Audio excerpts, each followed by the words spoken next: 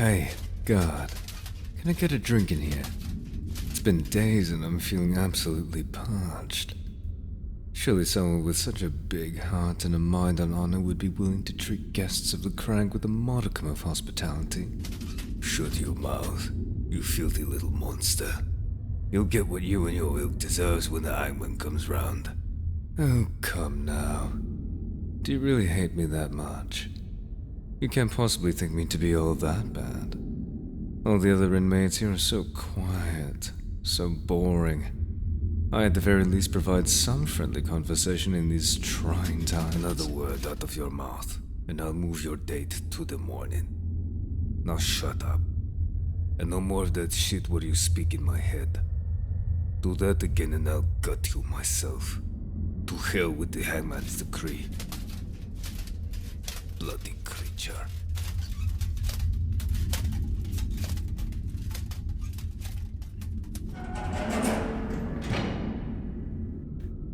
Looks like I won't be getting through to him.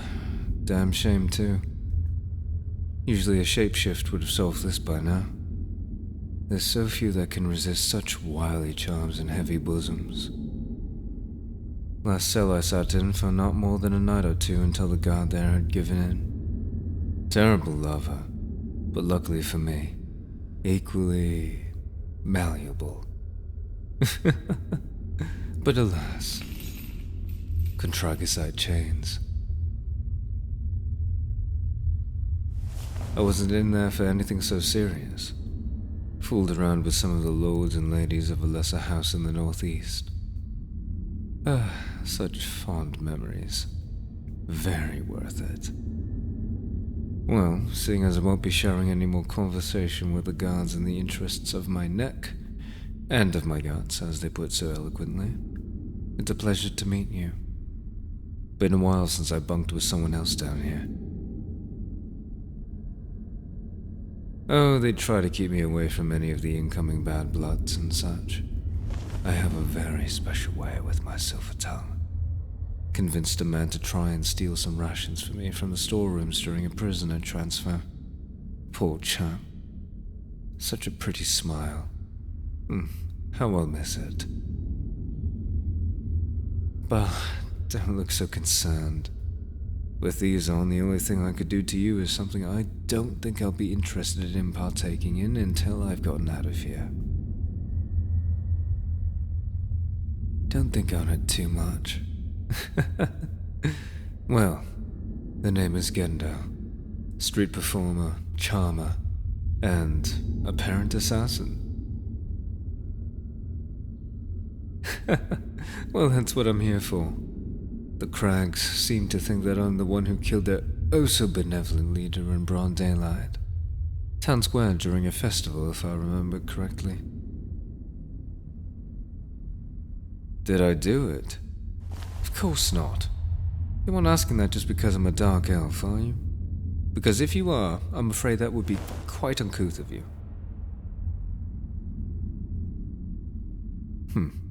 I see. Well, you'd best get comfortable. Oh, would you like a tour? Well, this here is the door. Quite remarkable make, I must say. Contragacite construction, probably Grinflurian if I was to take a gander. Perhaps Nordland if you were to ignore the far too ornate lock on it. Come now, it's been so long since someone's been in here with me. Let me talk at least just a little while longer. Please. Thank you. Over here is my bed.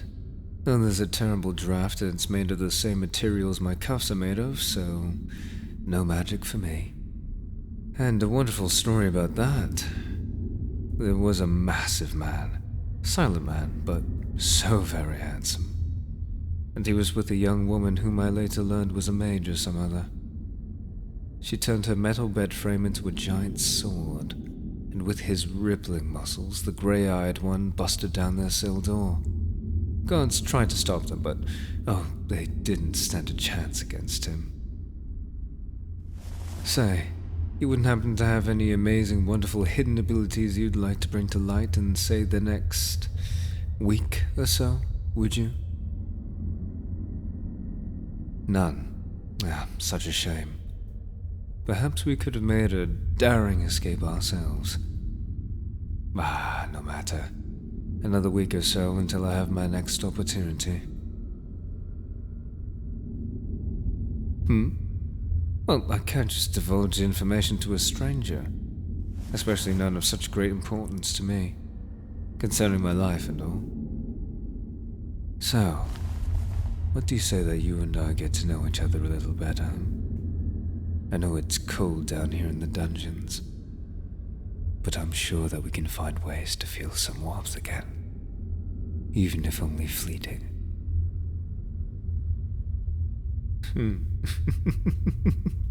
Come now, you know what I'm talking about.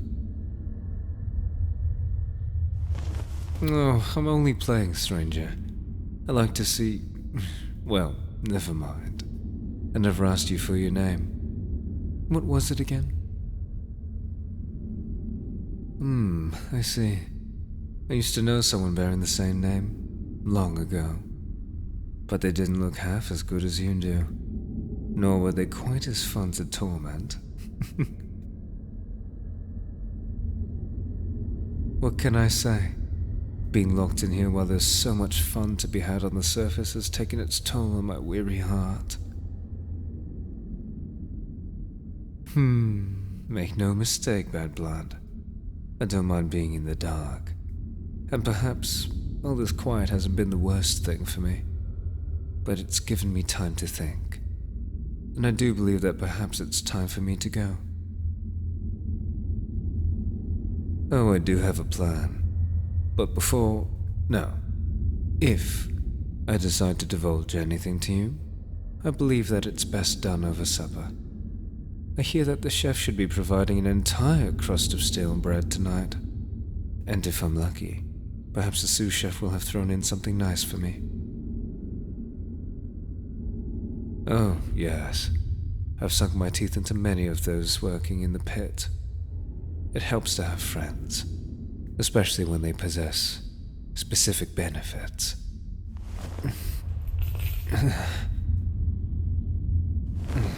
Yeah.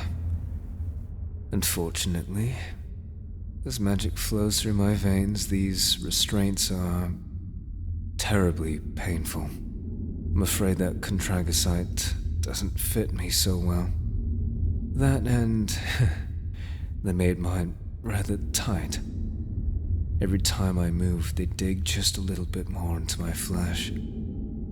It's taken what little magic I can muster just to keep the wounds from festering.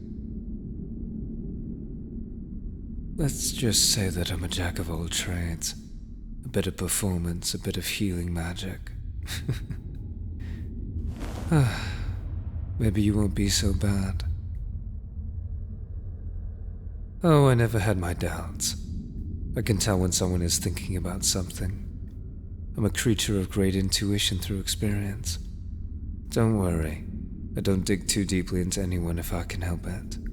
But I must say, you seem quite interesting.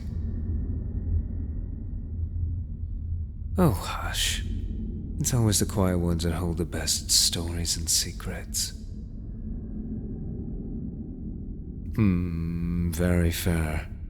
Perhaps some friendly tit-for-tat while we eat. Shouldn't be too long now until our meals arrive. You're right. I did mention the sous chef throwing in something extra for me. Usually hidden in the bread, so it's never much. But sometimes it's nuts. Sometimes it's dried berries or a few strips of meat. But no matter what it is, I truly do appreciate it, even if they are trading false love for sustenance. Ah, what a terrible way to live, existing like a dog and showing my gratitude for scraps. But I know that they're at least soft enough to have a good heart. They often leave me these little notes saying that they can't wait until they're the one giving meals again, probably so that they can meet me. They're treated terribly by their masters, same as I was. Perhaps they've taken pity on me. Well, if you promise to tell me a story, I'd be willing to share a bit about myself. Secretive? You're not wrong about that. It's best to keep things close to your chest lest you trust someone fully. Luckily for you, I'm very, very bored, and I would kill for a good story to listen to. No correlation to our budding relationship, I assure you. So, do we have an accord? A story for history? Well, before I had the chance to become what I am now, I was a slave of sorts. A slave to masters that exterminated most of my flock when I was younger.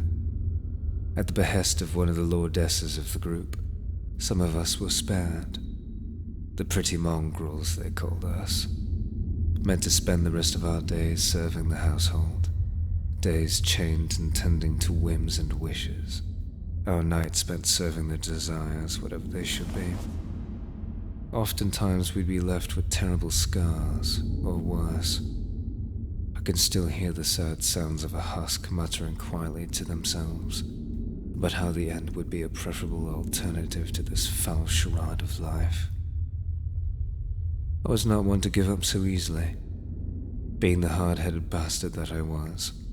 One by one, over generations of torment, I witnessed those I'd survived with falling to our captors, to their descendants, then to theirs, or to themselves. Then, I'd come to the grand idea of using all I'd learned about the humans to turn their desires into my weapons. Surely but slowly, I played them all like a deck of cards, feeding them terrible falsehoods about one another, sometimes truths. Being one of the few left from their pillaging of my home so long ago, they took my loyalty to be true, and one by one, I quietly watched as they turned on one another. I relished every moment that I'd removed my collar for the first time for as long as I could remember. Walking out those destroyed gates as brigands and starving peasants came to the ruined fortress to pilfer what little remained of a peoples ravaged by self-inflicted hate. Since then, I've been traveling seeking out... I believe that perhaps I can tell you the rest of that story later. Tit for tat, traveler. Let's hear your story. Oh, please, make yourself comfortable.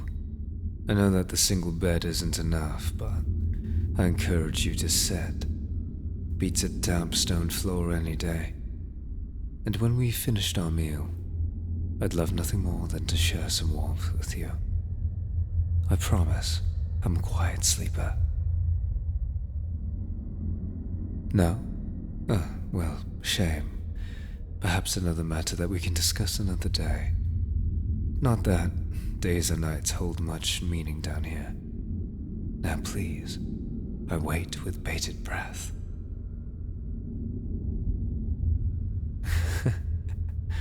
I am tired, yes, very tired.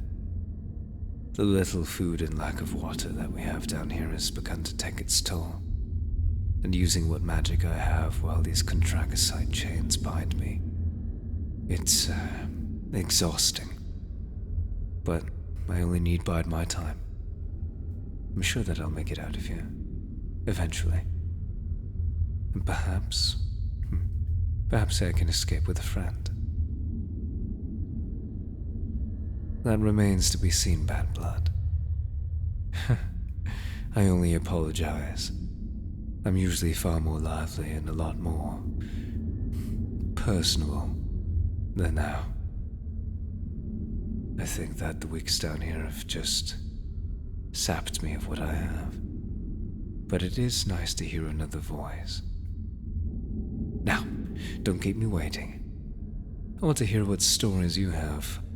Any bad blood down here must have done something to wind up in these cells, and I'm sure that your story must be fascinating. So please, indulge me.